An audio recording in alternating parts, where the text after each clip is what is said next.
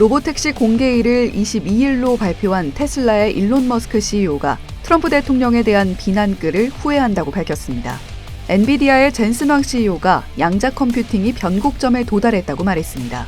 오라클이 호실적에 힘입어 시간외에서 급등세를 시현했습니다. 출근길 뉴스프레소입니다.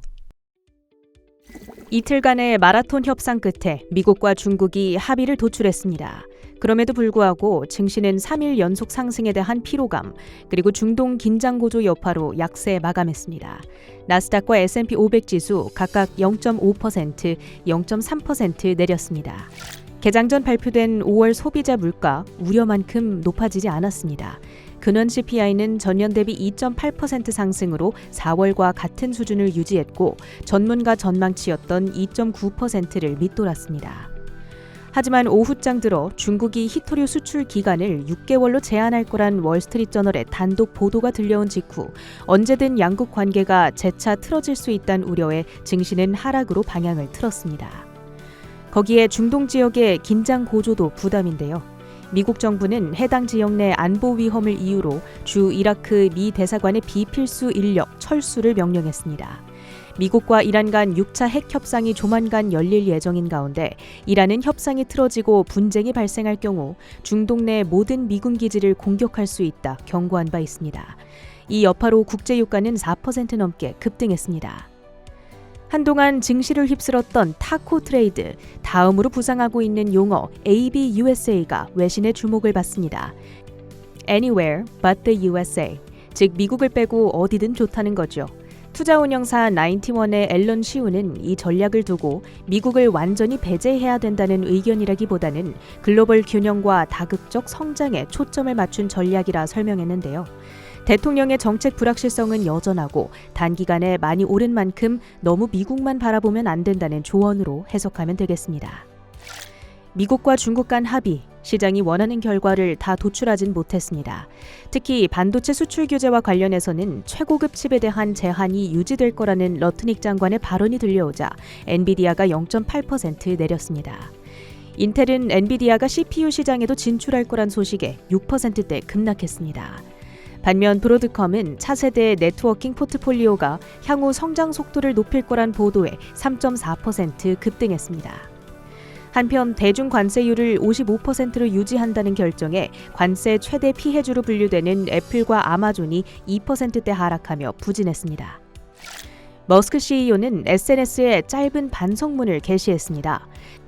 대통령에 대해 했던 일부 말들을 후회한다며 발언 수위가 과도했음을 인정한 건데요. 이에 테슬라의 주가가 장 초반 3% 가까이 상승하기도 했으나 로보택시 출시 일정이 12일이 아닌 22일로 발표되자 매물 소화 과정이 진행되며 강보합 마감했습니다. 메타가 AI 월드 모델을 출시합니다. 월드 모델이란 AI가 물리적 세계의 규칙을 배우고 스스로 시뮬레이션할 수 있도록 만든 시스템인데요. 의사결정을 내리기 전 시뮬레이션을 먼저 러닝한 뒤 행동을 이행한다는 겁니다. 특히 배달 로봇과 자율주행 차량 기술 개발에 크게 기여할 것으로 보입니다. GM은 미국에 40억 달러를 투자해 북미 생산을 증가시킬 거라 발표한 뒤 1.9% 올랐습니다. 이번 결정은 수입차 25% 관세에 대한 대응 조치인데요. 최근 진통을 겪고 있는 GM 한국 사업장으로서는 철수 가능성이 재점화돼 불안이 커집니다. 젠슨 황 CEO가 양자 컴퓨팅 기술이 변곡점을 지나고 있으며 수년 내 특정 문제 해결에 대한 기술 활용도가 가시화될 거라고 언급했습니다. 퀀텀 컴퓨팅이 25%대, 리게티 컴퓨팅이 11%대 올랐습니다.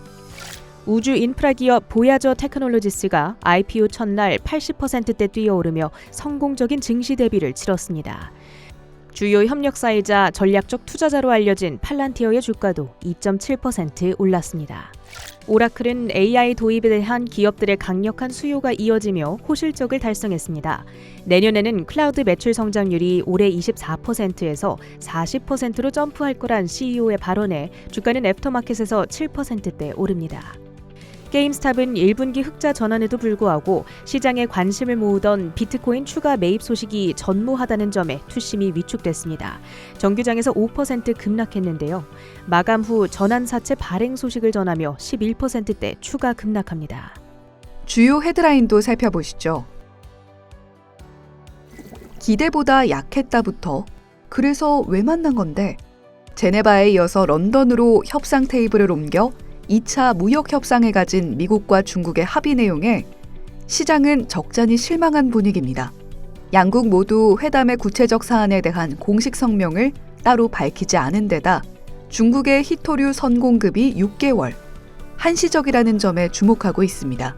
중국이 히토류 수출을 신속히 할 경우 반도체 수출 규제를 완화할 수 있다고 밝혔지만 반도체 업계에서 기대했던 중국 시장 재개방도 아직 가능성이 살아있음에도 현재로선 여전히 최고급 칩 규제 유지 입장에 견지하고 있어 간밤 반도체 관련 종목들은 마이크론, TSMC, 브로드컴 등을 제외하곤 전반적으로 부진했죠.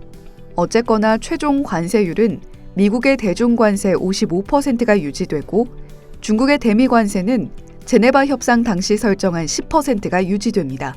무엇보다 중국의 대미 무역 흑자, 중국의 덤핑 문제 등 트럼프 대통령이 대중 관세를 높였던 주요 현안들에는 변화가 없다는 점에서 제네바 협상이 무의로 돌아갔듯 양국 정상에 의해 변수가 생길 가능성이 상존하죠. 우선 하워드 러트닉 상무장관, 대중 관세가 55%에서 더는 변하지 않을 것이라고 말했고요. 캐롤라인 레빗 백악관 대변인은 중국이 시장 개방에 동의했다며 트럼프 대통령이 협상 결과에 만족을 표했다고 전했습니다.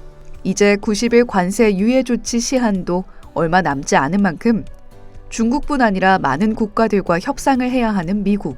상무부가 다음 주 다른 무역 협상이 시작될 거라 예고한 가운데 베센트 재무장관은 청문회에 출석해 성실하게 협상에 임하는 국가라면 관세 유예 기간을 연장할 수 있다고 말했습니다.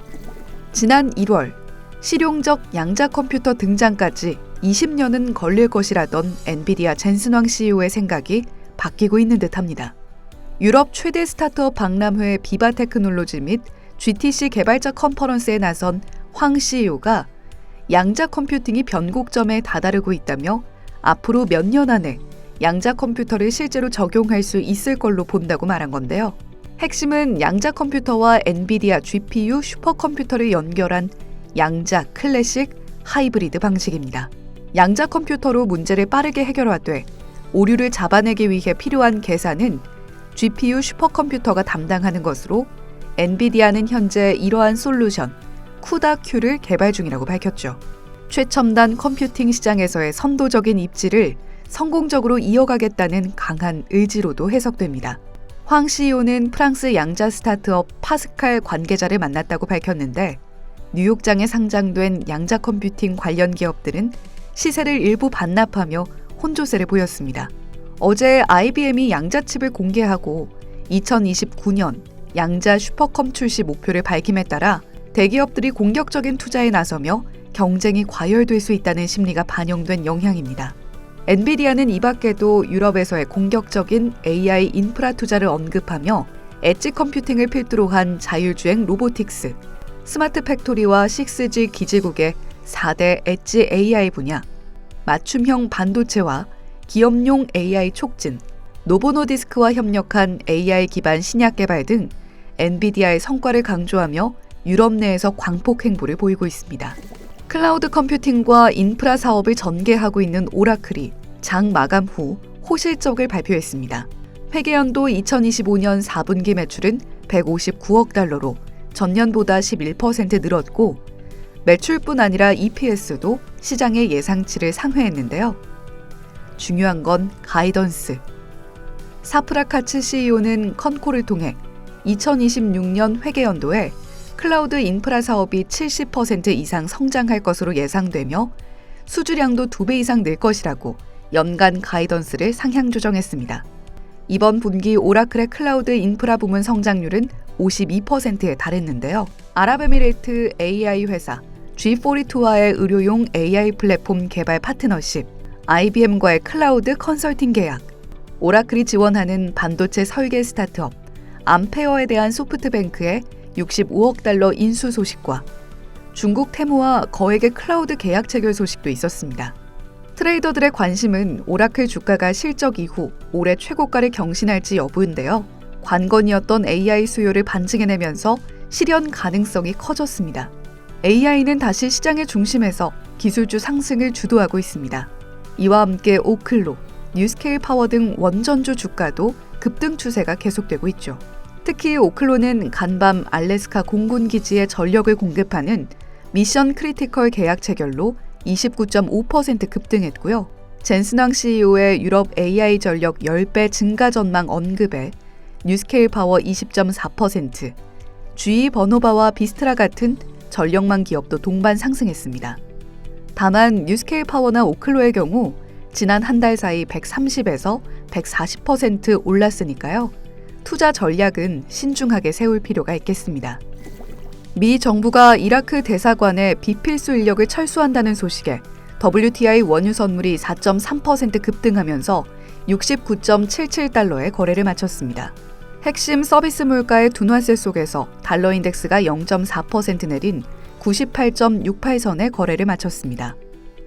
미국 상원이 스테이블 코인 법제화를 추진하면서 이 법안이 다음 주 통과 가능성이 높다고 전해지고 있습니다.